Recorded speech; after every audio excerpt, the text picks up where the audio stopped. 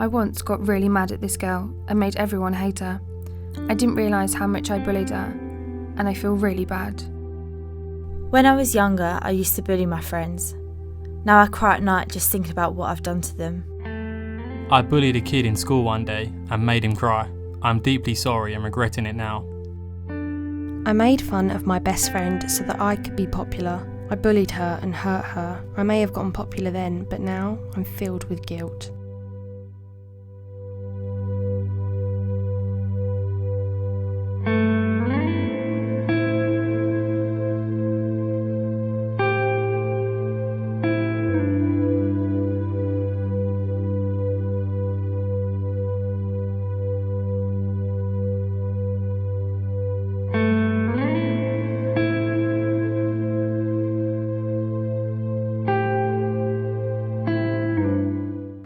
Took the decision to climb out of my bedroom window, which is like 3 stories high, and I climbed onto the roof and I jumped off. I was lying on the floor and I was like, I don't know if I've just made one of the best decisions of my life or the worst decisions. I didn't know at that moment in time if I was going to live or not. And I swear I was just lying on that floor for probably like 5 minutes by myself, just thinking about it, just not feeling any pain, just thinking, have I actually just done that? Have I actually just like taken my own life? And then it's sort of like I was in a daze, so I didn't feel any pain. There was no pain on me at all. And then all the pain just suddenly came rushing to me. And I screamed, and of course I heard everybody running downstairs. My mum screaming my name, hoping that I was okay. And it was the sort of thing like, I knew that even though in that moment in time, the decision I had made had hurt so many people because they wouldn't want to see their child like that, I would not regret that.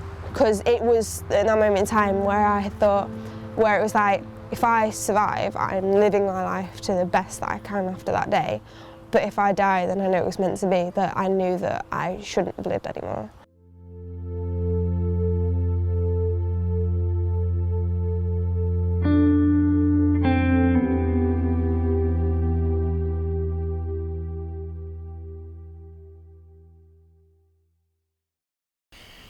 There are some schools that won't like to admit that bullying goes on, and any head teacher that says bullying doesn't go on in their school is a liar, because it goes on in every single institution.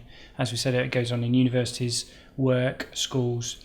It goes on everywhere, and I think they're more worried about the perception of what other people will think if there is a bullying issue. Schools are under massive pressures to deliver good results, to boost numbers, to keep students coming to the school.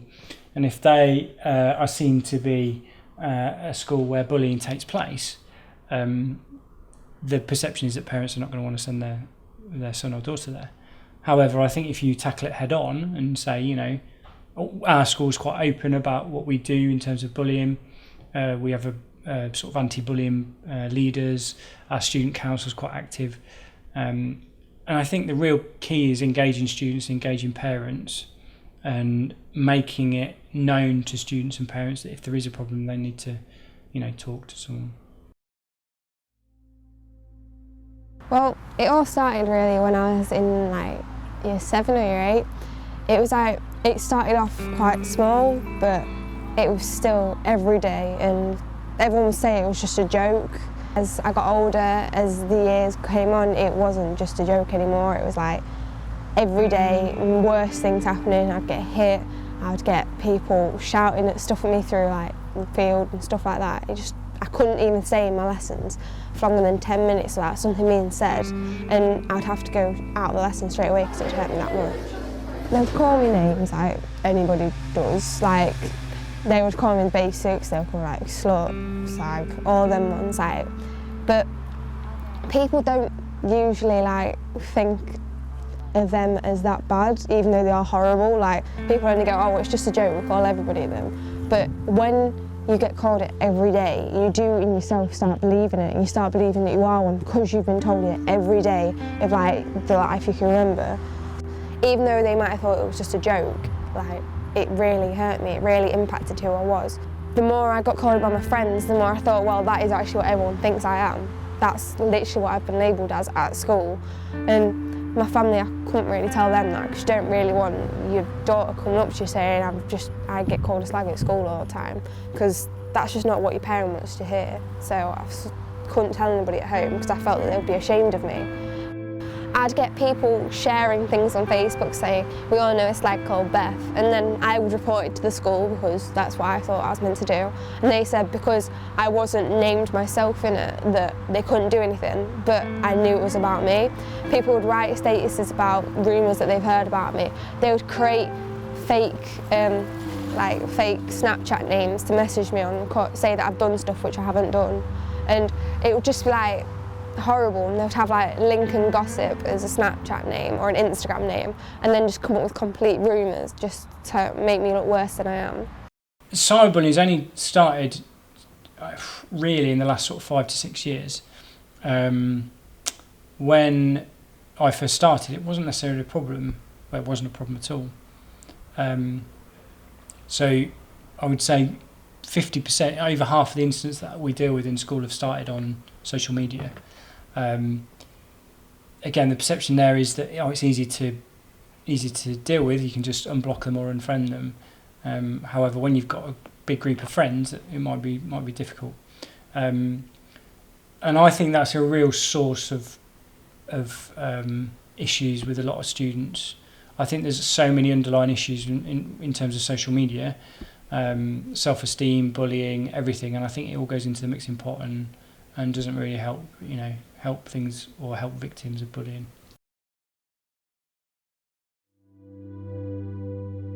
I gradually got better. I'm getting better now. I still have like massive amounts of pain in my feet. I was in a wheelchair for a few months. I could barely sit up on the first few days because I was in that much pain. But I'm now at an amazing school where everybody supports me. I've got amazing friends around me. My family now understand what my life was like. It didn't have to be that bad. That if I would have taken myself out of situations that I was in, then it wouldn't have gotten that bad. If I could have stood up for myself a bit more, it wouldn't have got that bad. But, you know, at the end of the day, I am the happiest I have ever been, and I know my family are now supporting me more. I know my family understand my situation more, so at the end of the day, I'm like really happy.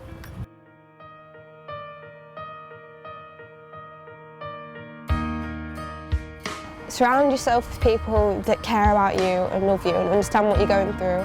I tell them to seek help wherever you can get it, no matter what people tell you to do. If people say that it's not that bad, that you don't need to go to people about it, go. Don't listen to what anybody else is saying. Listen to what you think is right yourself. Listen to your heart rather than what everyone else is saying.